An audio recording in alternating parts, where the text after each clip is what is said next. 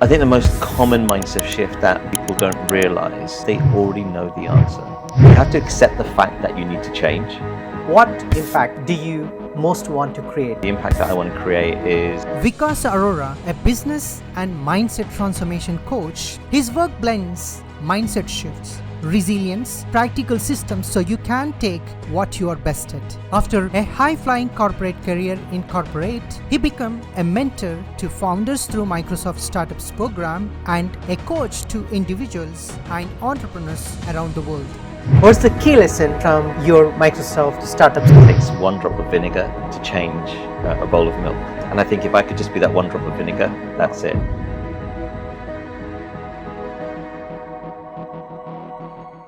Vikas, thanks for joining the Impact Show. Thank you. Great to have here. Since this is an Impact Show, I want to start with this. When you think about your personal and professional journey so far, what impact do you most want to create in the world? Very deep question to kick things off, Shyam. I think for me, for me personally, the impact that I want to create is just if I can just help someone in any form whatsoever, find the best version of themselves, overcome a challenge that they may have encountered,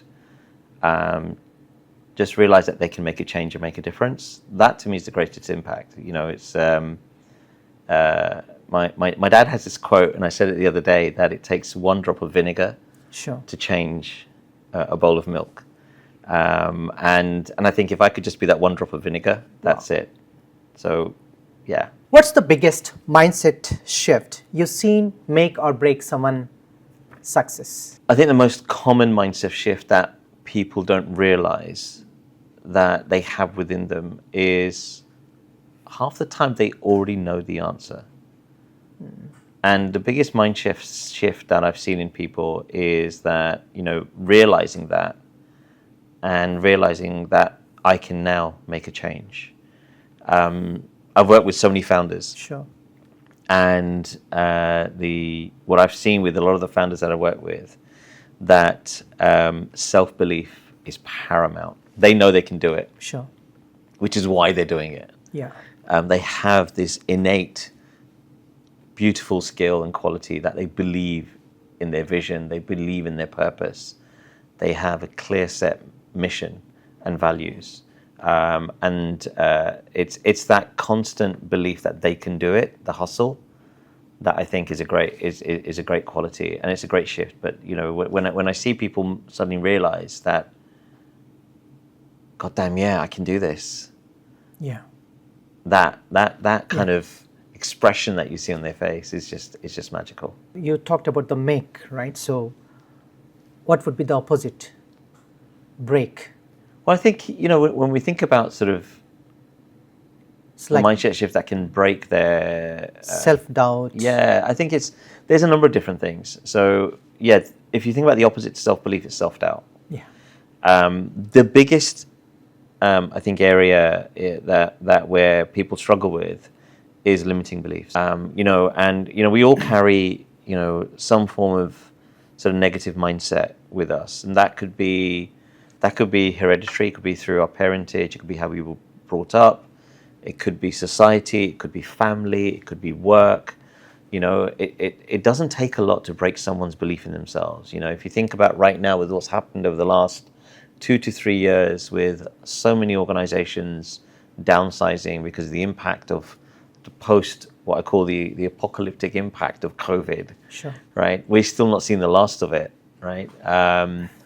You know, that has, you know, where people, amazing people in companies that are sort of, you know, high flyers, high achievers have suddenly been victims of, you know, downsizing. It impacts their belief in themselves.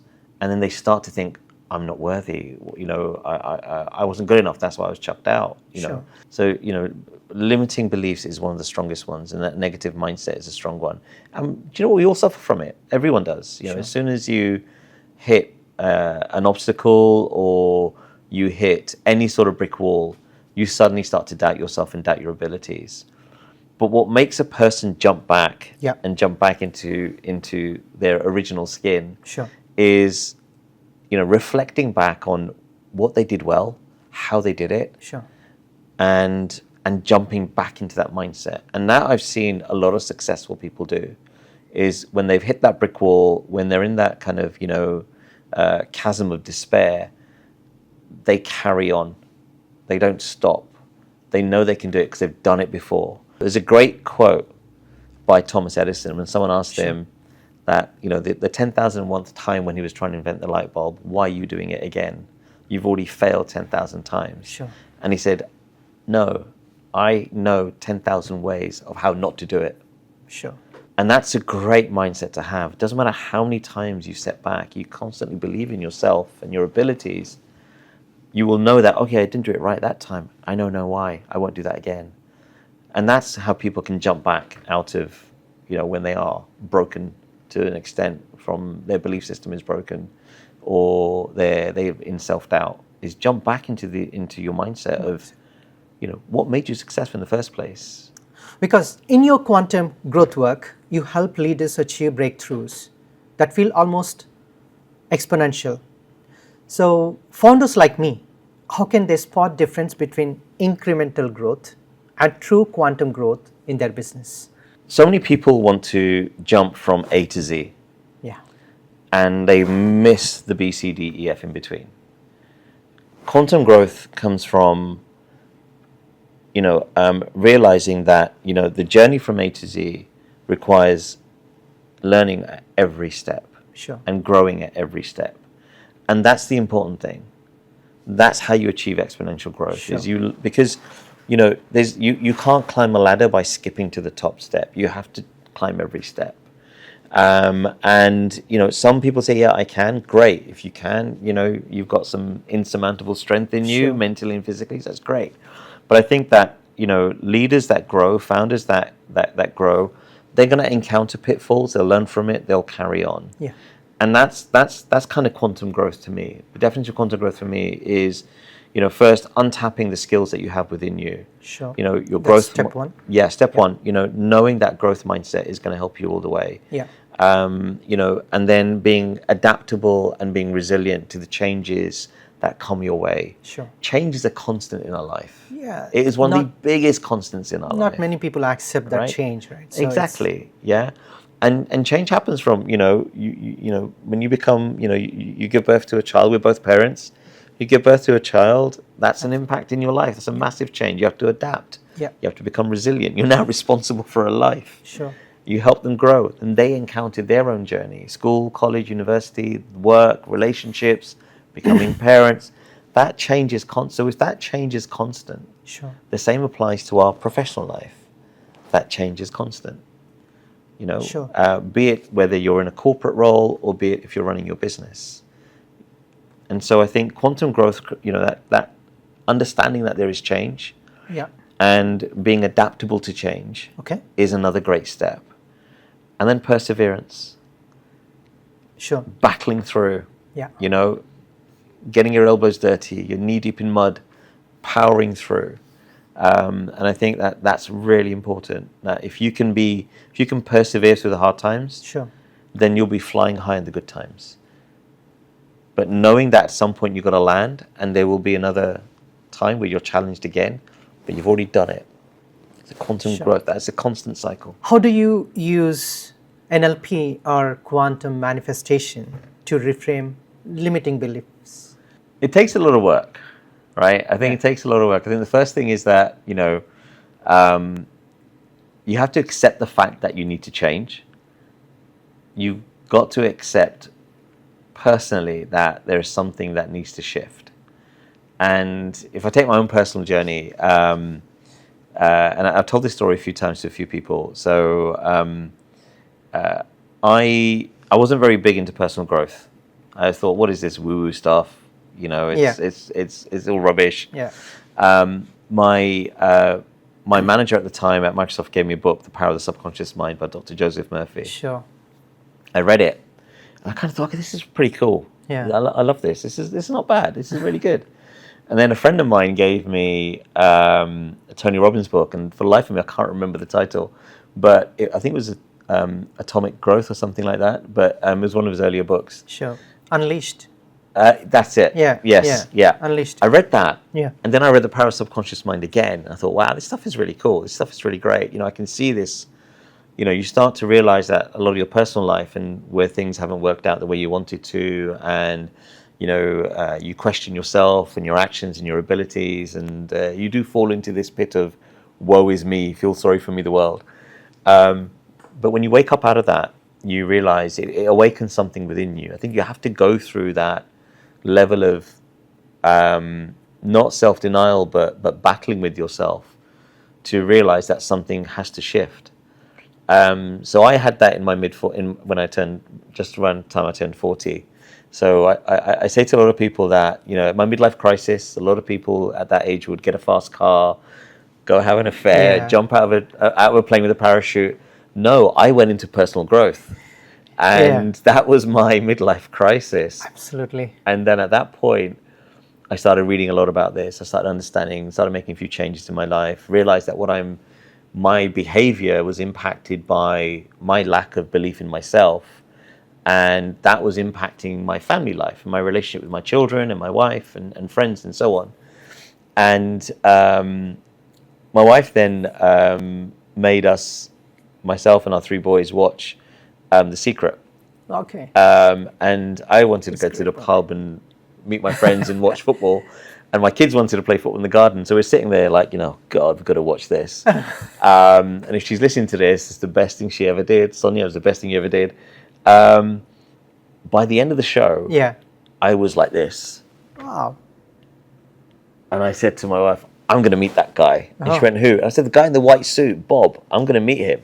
Really? And I didn't, and she goes, be careful what you say. Because she recited, whatever you put out to the universe. I said, no, I'll meet him one day. I know I will. And at that point, I'd met people like, I'd done some work with Colin Jackson, an inspiring talk with Roger Black, met so many great people. And I think that when you open yourself up a little bit more, the things that these people say resonate with you. Sure. Right? I heard about Tony Robbins before I got that book, but I thought it was just rubbish. Now afterwards when I started listening to people like Tony Robbins, I started to lean forward and understand a little bit because I was becoming open to it. Sure. And so then fast track from 2011 when we watched The Secret, I was 41 at the time, to 2017. I'm on stage with Bob Proctor. Wow. I'm co-hosting an event with him. Really? And he said to me, and this is a weird, that's got another weird story, but my wife and I did some work with his wife, Linda Proctor. Sure. And she asked me to be on stage with Bob. And I was like, what? I went, Bob who? She went, my husband, Bob. And I went, are you serious? She went, yeah. I said, you're hosting the event. I said, no one told me. She goes, I'm telling you now. So I'm on stage with Bob, and there's about 2,000 people sitting behind us, and I'm about to open the event, and I'm about to introduce Bob. And then before I get off stage, he holds my hand and he says, in front of everyone, he says, I see things in you that no one else can see, not even you. The moment you realize what I see, your life will change. And that hung with me. Sure. And has still, to this day, those words echo in my ears every time I say it to myself, every time I think about it.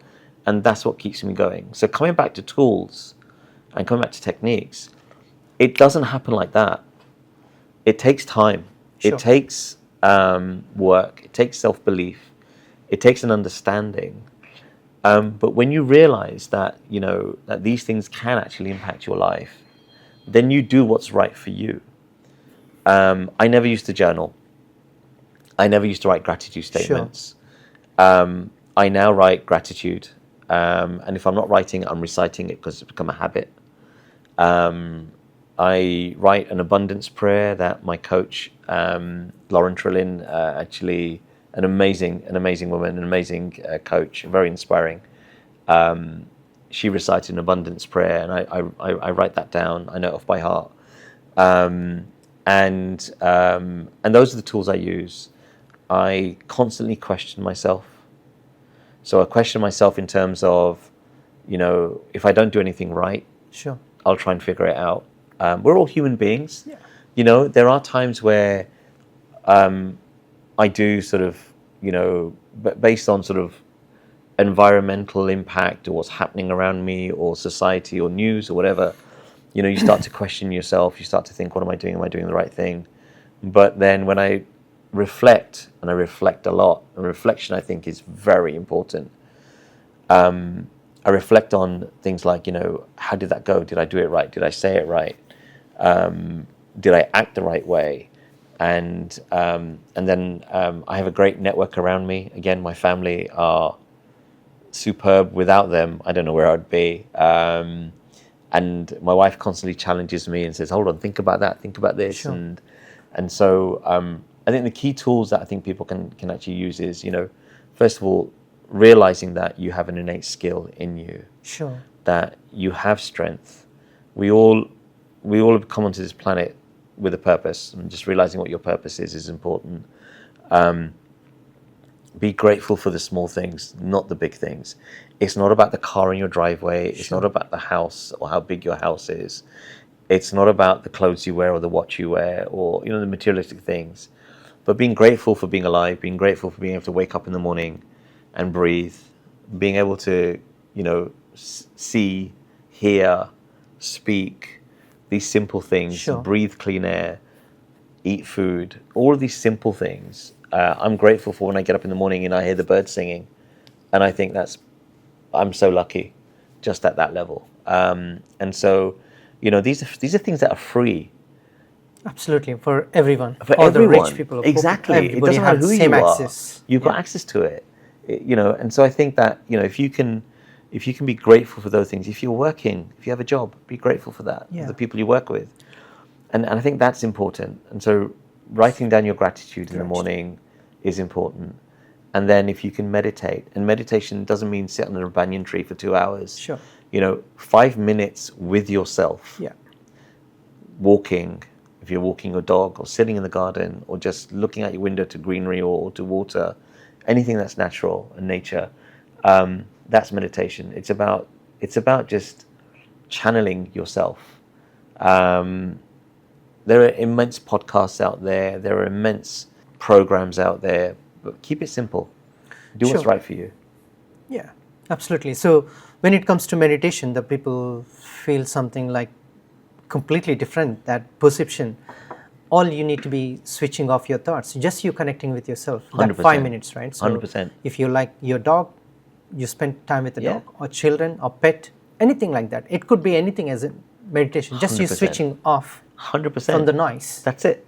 That you've summarized it so beautifully there. It's switching off the noise. Switching off the noise. Yeah. I know a guy who, I used to know a guy who used to get immense joy, and he felt so deep within himself in gaming. Yeah. In third-party character gaming. So we're not talking about like Call of Duty or FIFA, but the ones that like Minecraft, that kind of thing. Yeah. Where creativity, he was able to express his creativity. Art is a great way of meditating. If you're an artist, if you're a creative person, just drawing is. I see so many people find power in that. But yeah, it is. Absolutely. You're right. It's switching off the noise. 100%. What's the key lesson from your Microsoft Startups mentorship that applies to all founders like me, anyone listening? Are changing the industry that they focus on. So whether it's retail or health and life sciences or AI, the one common trait I see in a lot of them, I think I mentioned that earlier, is self-belief. They really want to create something that makes an impact and adds value. And I think that my guidance to any founder out there, we're in such an amazing age as founders. That from a technology standpoint, that there's so many resources out there. And I know artificial intelligence gets a bad name because it's replacing jobs, replacing people. But as a founder, you're in such a great position to change that mindset, to change that belief. Because, I say that it's HI equals AI. HI. So human intelligence equals artificial intelligence. Without it, it's developed by humans, right? Yeah. It didn't develop itself. Yeah. It's evolved from our belief that this is what technology can do. Sure. And there are so many startups out there that are using AI to improve the human life. Absolutely. Yeah. So many startups out there that are putting humans ahead of AI and using AI as a more of a technology stand back. When I mean stand back, it's supporting what humans can do. And so my guidance to founders is that, think about how you can still have the power of humans, the power of people within your startup. And still using AI to actually help you. Like, there's so many tools out there. That there's so Sure, many tools absolutely. out there. Absolutely. So many applications out there that are improving business processes, giving people more time to do the work that they want to do. So when I think about the startups that I work with and the founders that I work with, the biggest trait is their vision. Being able to see where they are going. Sure. Being able to have a clear direction. And most importantly, and I think I said at the beginning, self-belief. Self-belief, undeniable self-belief that what they can do, what they want to do is going to make a change, and a positive change. What sparked your shift from corporate career into coaching? And then I can see again, I'm back.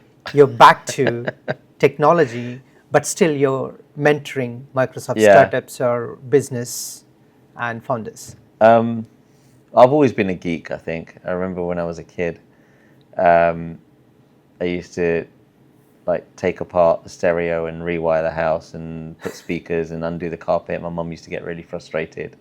I remember my dad once bought me electric racing car, and I wanted to know what it was like, so I took it apart and broke it. Sure. It wouldn't work. But then I thought it was something with a remote control, so I took that apart, and then I managed to, in the end, fix everything. So I was always a bit of a geek, I think, and which kind of got me interested into technology, and I loved it. My journey first kicked off with Ericsson, which challenged me like crazy, made me really uncomfortable. I now realize that being uncomfortable is the best place to be, because you learn and grow, and I did learn and grow. Had great sort of 5 years at Vodafone after that.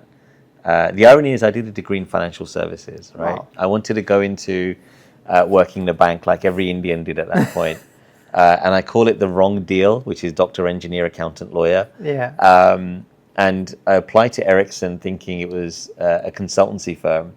I didn't realize it was a telco firm, and never looked back. And I thought, I spent 5 years studying finance. So before I joined Vodafone, I worked at Barclays Asset Finance. Sure. For 18 months. It taught me a lot, but it didn't tick all the boxes for me. I wasn't excited. Then from Vodafone, I went to Microsoft. And the funny story about Microsoft is that at uni, when I was doing my thesis and my dissertation, I was using Office at the time. And I was thinking, I did that at college, now at uni, who is this company, Microsoft, right? And I started reading, I thought, wow, this is such an amazing company. I would love to work there one day. So when I got into technology, I used to apply there every year. Always got rejection. And there was 1 year I didn't apply. And I got a call from a headhunter. And I had the interview. It was like a grueling 8-hour interview. I was severely ill at the time, so I don't even know what I said in the interview. And I got in.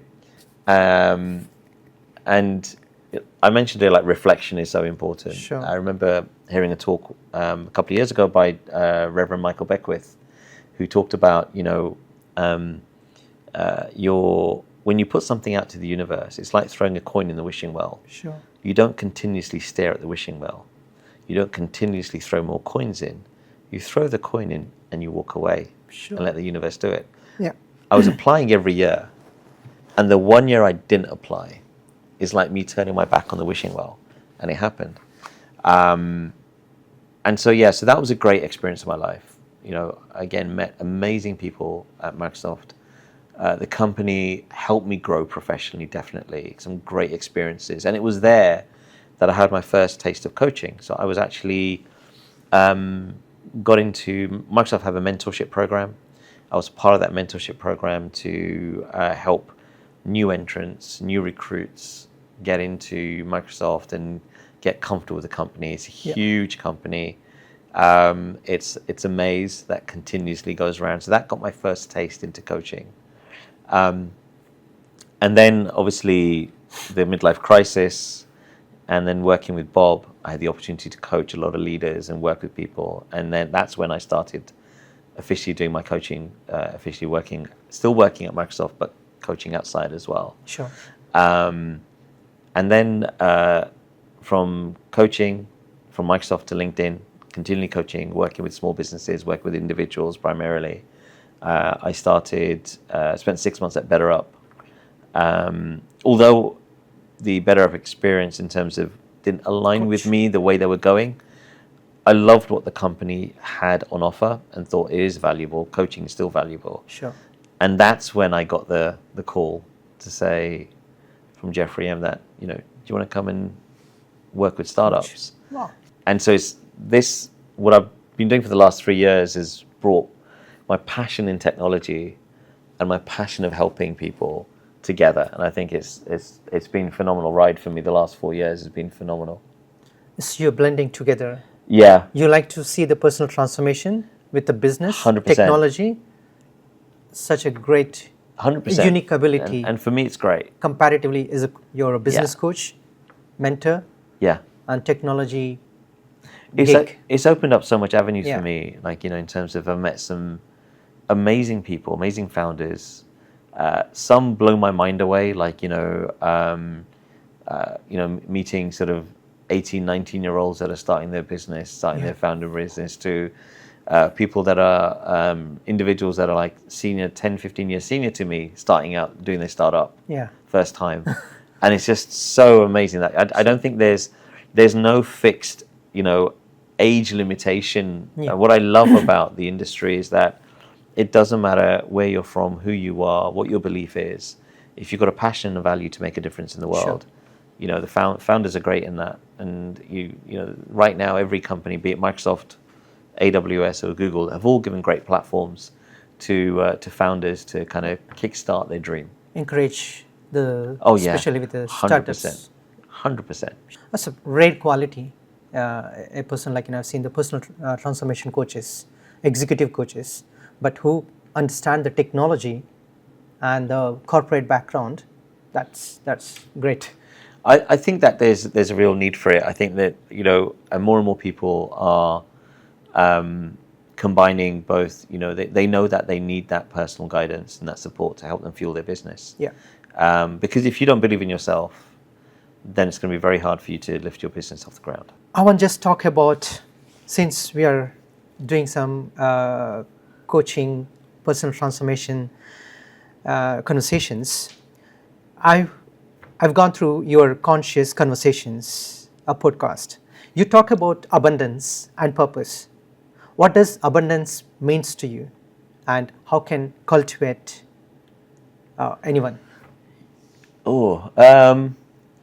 I think there are so many definitions of abundance, and I think the first thing that when you talk about abundance to people, they think about sort of wealth, but abundance could be anything that gives you joy and gives you value. Sure. Becoming a parent for the first time is a form of abundance. Sure. Yeah.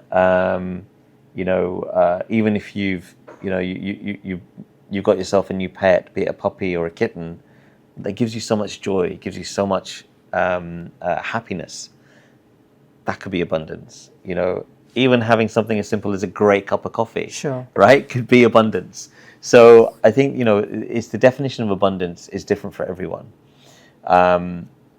and you can feel abundant at any point in your life, at any point in the day. And an abundant mindset comes from realizing that it's not about wealth. Again, same thing as about when we talk about gratitude. Sure. It's not about wealth. It's not about the car you drive or the house you have. All of that has come from the fact that you have an abundant life, that you work hard, you get the rewards, you see the joy in life, you enjoy every moment that you have with your family or your friends or the people that you love. That brings you abundance. And I think that the definition for everyone is going to be different. It'll always be different, but as long as you realize it, there's a person I used to work with that left the corporate world and has opened up like a bicycle repair shop in somewhere in Spain. And he said, I feel the most abundant now. Because he's in nature, he's in the hills, he's helping people, he's by the ocean. Sure. Clean air, good wine, good food. So for him, that's abundance. For him, that's abundance. For me, when I take my dog out for a walk in the morning and it's just me and him and I can hear the birds singing, that's abundance.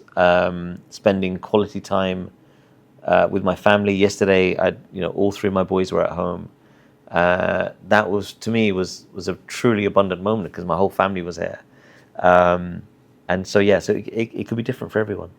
Even the small things also abundance. Yeah. But how someone can realize that, because when you say abundance, they think directly of wealth, Yeah. prosperity. Mostly we can think of it, but you can see abundance in nature. Exactly. I think look around small you. Things that. Yeah, look around you. Look around at the things that bring you joy. If it's getting up in the morning and having an amazing, like I said, an amazing cup of coffee. Yeah. And just coming back to losing yourself in that moment. Sure. If it's taking a walk on the beach and suddenly you forget about the rest of the world, that's an abundant moment when you're truly lost in yourself. I know people who have so much joy by just pounding it out in the gym. And when they get out, they feel so good about themselves. They feel great. Sure. Or even having that amazing meal, right? Yeah, absolutely. It could be anything. Yeah. I remember a couple of years ago, Sonia, my wife, and I, we went to Dubai. I was doing a talk from LinkedIn, and we were sitting by the ocean. We were sitting in a restaurant by the ocean, and there was about 5 minutes we just sat there, like leaning back with our eyes closed and the sun in our face, and we could hear the water. And finally, we both got up afterwards, and I said to her, "How do you feel?" She goes, "Never felt more relaxed and more within myself." And her words were truly abundant. So it could just be that. Sure. And I think just looking around you and realizing the things that bring you joy is a great way of realizing how you can bring abundance into your life. And you can bring abundance to your life. You don't need to spend millions. You don't need to spend thousands. You don't need to... some people may need to go on a journey to do it, a personal journey. But, you'll know it when you get it. And you probably do have it and you don't realize you have it. I think I take this as a kind of mindset shift. It is a mindset shift. It's kind of abundance mindset. Yeah, an abundant mindset is just seeing the beauty in everything. Even if you're like, you're driving in a car park and, you said, I want to get that spot nearest the door. And you get that. You get it. That's an abundant mindset. Yeah. Right? My coach, so Lauren used to tell us that, for her, abundance was one day she was trying to park her car and there was no parking on the street. Sure. And she parked up. She found a spot. She parked up and realized she had no coins for the meter. And then someone came up to knocked on the window and gave her a ticket. It had an hour on there. That was abundance for me. I was like, oh my God, that just happened out of the blue. It's when someone buys you that free cup of coffee. Yeah. There's a great video, actually. It reminds me, there's a great video, and I can't remember the title of it, but it's a British video, it's a UK video, and there was a teacher that did a trick about generosity. And he went out into London, and randomly he would it was called, I think it's called Do One Kind Thing, something like that. And he'd pay for, there was a woman struggling to get on the bus with her shopping, and she was trying to look for her coins. So he got his Oyster card out and paid for her ticket and walked off, and she went off. And then he's walking down the street, and there's a road sweeper, and he took the broom, bought him a coffee, took the broom, and made him sit down and started doing his job for him. Right? And there's little things like this. And it's a great video, and he did a test about how you can do one kind thing can bring you so much joy because you're making someone else happy. That's abundance. Helping an old lady across the street. Sure. Just doing that. That's abundance. It is a mindset shift. Yeah, sure. It's a kind of conscious, Yeah. and then you need to see the signals where it's coming The from. signals will happen. Yeah. If you're conscious about it, the signals will happen. Yeah. And it comes down to being aware of it. Like, you may have got that parking space right near the door, but you never thought, wow, that's an abundant thing. Oh, wow, I attracted that. Or, that you got that seat in the cinema, which you wanted straight in the middle. That was there, it was free. These things happen when you're conscious, when you're aware of it. Absolutely. So I can resonate right now, right this office. Actually, when I want to start this impact show, I don't know where to start. Do I need to hire? Do I need to buy the equipment? How can I bring the guest?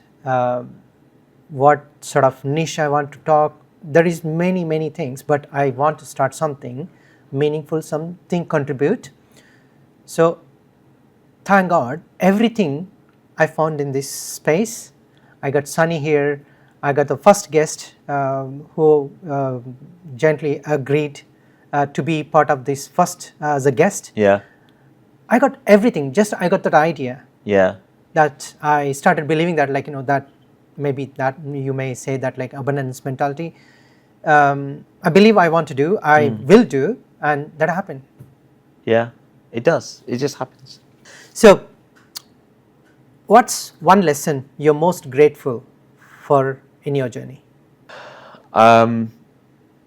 There are so many people I can thank. I think the biggest lesson for me was, waking up that I was personally accountable to myself. I have to be personally accountable to myself. Okay. My personal growth is up to me and no one else. And that lesson is a huge one to have, because I think we get, I think if I look back, I mean, nowadays, if I think about now, there are so many resources available to us. Sure. There's so many books on the shelf. There's, so many sort of you've got so many amazing people like Simon Sinek, Stephen Bartlett, Lewis Howes, Tony Robbins, Mel Robbins, all of these individuals giving us guidance. But if I look back sort of 15, 18 years ago, the resources weren't as great then. There wasn't that much available. There probably was, but I wasn't open to it. Sure. But I think the biggest lesson that I'm thankful for is, having people around me that showed me that, there's a skill, there's a quality in me. I have a skill. I have the ability to achieve whatever I want to achieve. Sure. That comes from, Sonia, my wife. That comes from my old boss, Alex Devacci, when I was at Microsoft. Giving me a platform, giving me an opportunity, but also making me realize that my personal growth is my journey. Everyone will support you on the way, but you've got to take the first step. Sure. And that comes from that was, I think, for me, if I look back, that is the underlying sort of, I would say, kind of impetus behind quantum growth. The first step starts from you. You make the decision. I mean, even with your impact show, you made the decision. No one else made it for you. You took the step, and then everything else followed, right? And I think that's the biggest lesson for me. Just be curious on this. What's your day look like? Like any routines you? Oh God, my day, it's crazy. Yeah, I mean, obviously, get up in the morning. I have to take Ralphie for a walk. Sure. He won't let me. I escaped this morning. Got my son to take him for a walk, but I'll have to do it this evening. Thank you. But Ralphie would be the one that gets me up in the morning and says, right, we've got to go for a walk. And although it's a bit of a, do I need to do this? It's great when I get out. It's like going to the gym, right? When you go, you don't want to go, but when you do get there, you thank God that you're there. So Ralphie in the morning, I either listen to motivational music, or I'll listen to a podcast. Currently listening to Chris Williamson and Mark Manson. It's a great podcast.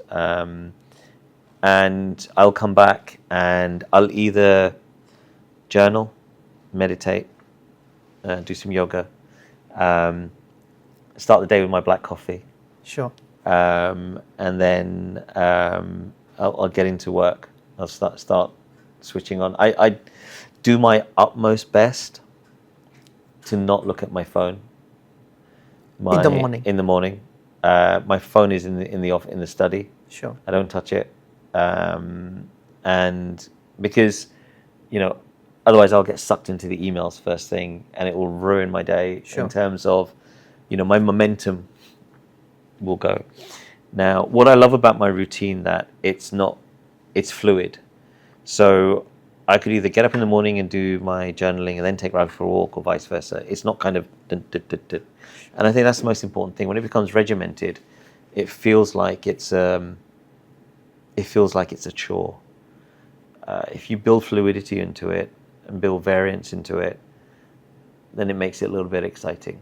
It makes it a little bit more kind of, today I did this, I did that, it's great. Tomorrow I can do it this way, that way. So yes, that's my kind of daily routine in the morning, getting up and then into work, emails, startup meetings, startup calls, end the day, and then at the end of the day, I'll just literally just relax, spend time with my wife, spend time with my son, spend time with the dog. It's a recover. Yeah, You kind of recover. recharge, read. Completely switch off. Yeah, read. I need to spend more time reading. I used to read a lot. I stopped doing that. I need to do that again. I've got too many books that I have to read and catch up on. So the final question, what would you tell your younger self before starting your coaching journey? You got this. Believe in yourself. Or as my son would say, back yourself. Back yourself. Back yourself. I mean, that's all about believe in yourself, trust your ability, trust your intuition, trust your decisions. One of the biggest things I would say to myself is don't look at others, but look at the reflection and let that grow. Compete with yourself. Compete with yourself. Don't compete with others. I spent a lot of my life looking at others thinking, what if? Why didn't I do that? Why didn't I achieve that? And I don't think it helps anyone when you compare yourself to others. Comparison, I think, is the biggest poison. Sure. And I think that's something that I've stopped doing. And I realized the moment I stopped doing it, things started to change for me. Because again, you're opening yourself up. Your energy is focused on someone else. Your energy is not focused on you. And that's when my son says, back yourself. That's what I hear in that, is back yourself is that just believe in yourself. Like, keep your energy focused on you. And put yourself at the top of the pyramid. So I would always say to myself, back yourself. Back yourself. Thank you, Vikas. Thank you. Thank I you. mean, really we covered personal transformation, business transformation, and No, thank you for the entrepreneurship. opportunity of Thank being you. part of the Impact Show. Thank you.